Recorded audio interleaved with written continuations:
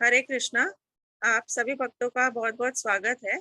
तो आज हम फाल्गुन मास के शुक्ल पक्ष में आने वाली आम्ल की एकादशी के बारे में चर्चा करेंगे।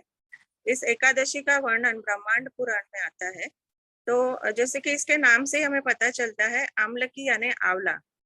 तो आंवला को कहते हैं कि आंवले को भगवान विष्णु ने आदि वृक्ष के नाम से प्रतिष्ठित किया है। तो इस एकादशी के दिन आंवले के वृक्ष की पूजा करने का अधिक महत्व है। तो इस एकादशी से जुड़ी कुछ कथा कुछ इस प्रकार है कि राजा मानधाता एक बार वरिष्ठ मुनि से कहते हैं कि मुझे कुछ ऐसी कथा के बारे में बताइए जिसे सुनकर मेरा कल्याण हो जाए। तो उसके उत्तर में वरिष्ठ मुनि के उत्तर देते हैं और कहते हैं कि मैं आपसे एक ऐसी कथा के बारे में कहने जा रहा हूँ जो सभी व्रतों में श्रेष्ठ है और जो मोक्ष देने वाला है। ऐसे व्रत की कथा के बारे में आपको बताने जा रहा हूँ और वो है आम्ल की एकादशी का व्रत।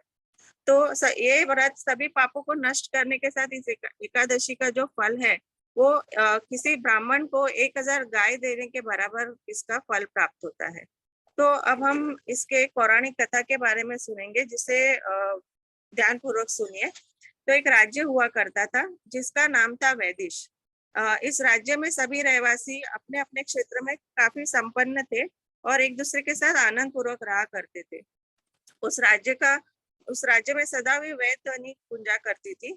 इस राज्य की विशेषता ये थी कि इस राज्य में कोई भी व्यक्ति नास्तिक या दुराचारी नहीं था और सारे ही धार्मिक थे।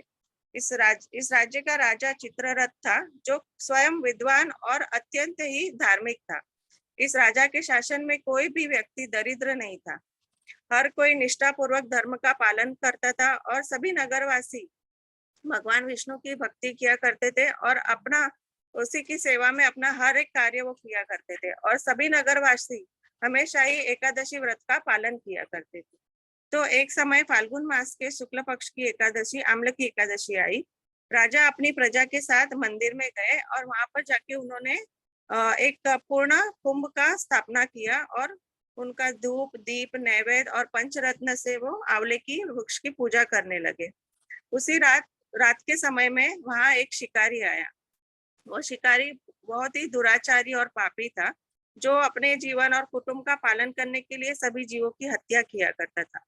लेकिन उस रात वो भूख और प्यास के कारण बहुत ही व्याकुल था और भोजन की तलाश में वह मंदिर तक आ पहुंचा और एक कोने में बैठकर ये जो हरि कथा और जो व्रत का कथा हो रहा था, वह वहां पे बैठ के उस एकादशी महात्मा की कथा को सुनने लगा।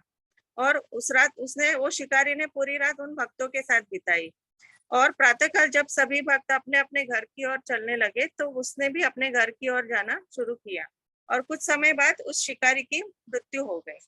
और उसके इस हिंसक कार्यों की वजह से उसको तो नरक ही जाना उसका निश्चित था। लेकिन उस दिन उसने मतलब एकादशी व्रत का जो पालन कर लिया था, आम्ल की एकादशी व्रत का, तो उसके प्रभाव से उसका अगला जन्म राजा विद्वत के यहाँ पे हुआ और उसका नाम वसुरथ रखा गया। जिस राज्य में उसका जन्म हुआ था वो धन धान्य से बहुत ही संपन्न था। बड़े होकर राजा वसुरथ एक सुंदर शक्तिशाली कर्मरत और करुणामयी राजा बना। इसके साथ साथ ही वो भगवान विष्णु का बहुत ही बड़ा भक्त था और वो अपने राज्य में सभी प्रजा को समान भाव से पालन करता था। एक बार वो राजा शिकार करने के लिए वन में गया। अचानक ही वन में वो अपना रास्ता भटक जाते हैं और वो थक हार कर एक वृक्ष के नीचे फिर सो जाते हैं। कुछ समय बाद वहां पर जब डाकू आते हैं तो डाकू राजा को अकेला देखते हैं। तो वो राजा को अकेला देखकर उसकी और उसे मारने के लिए आते हैं और वो डाकू कहते हैं कि इस राजा ने हमारे माता पिता हमारे कई सारे कुटुंबी जनों का इसने वध किया है और हमें भी उसने राज्य से निकाल दिया है। तो आज हमें अपने अपमान का बदला लेने के लिए इसका विनाश ही करना है। लेकिन उसी समय राजा के शरीर से एक दिव्य देवी प्रकट होते हैं और वे एक एक करके सारे देखते ही देखते सारे ही डाकू का वो नाश कर देते हैं। जब राजा जागते हैं तो वो देखते हैं कि ये सारे डाकू डाकू तो मर गए हैं। तो वे सोचने लगते हैं कि ये वन में ऐसा मेरा कौन हितैषी है जिसने इन डाकुओं का वध किया है। तो तभी एक आकाशवाणी के माध्यम से उस राजा को पता चलता है कि उनका जो रक्षण स्वयं भगवान विष्णु आए थे, जिन्होंने उनकी रक्षा की। तो यह सुनकर वो राजा एकदम ही खुश हो जाता है और उसकी जो भक्ति है भगवान के प्रति वो और ही दृढ़ बन जाती है। वो भगवान का हृदय पूर्वक भगवान का धन्यवाद करते हैं और राजा अपने नगर लौटकर सुख समृद्धि से अपने राज्य को वापस चलाने लगते हैं और जीवन के अंत में उस राजा को वैकुंठ धाम की भी प्राप्ति होती है। इस प्रकार वशिष्ठ मुनि राजा मानधाता से कहते हैं कि जो कोई भी व्यक्ति इस पवित्र आमलकी एकादशी व्रत का पालन करता है उसे निसंदेह वैकुंठ धाम की प्राप्ति होती है। और देखा जाए तो एकादशी व्रत का पालन करना एकदम ही सरल है। जैसे कि हमें भक्ति के अनुरूप सारे ही कार्य अपनाने चाहिए, जैसे कि हमें हरि कथा का श्रवण करना, ज्यादा से ज्यादा जप करना, हरि नाम संकीर्तन करना, भक्तों का संग लेना, भगवान के अर्च विग्रह की सेवा करना, उनका दर्शन करना, इन सारे कार्यों को हमें अपनाना चाहिए। और ऐसे कार्य और ऐसे जो आदतें है हमारी उसे हमें जो भक्ति के लिए प्रतिकूल है उसे हमें त्यागना चाहिए, जैसे कि अत्यधिक निंद्रा,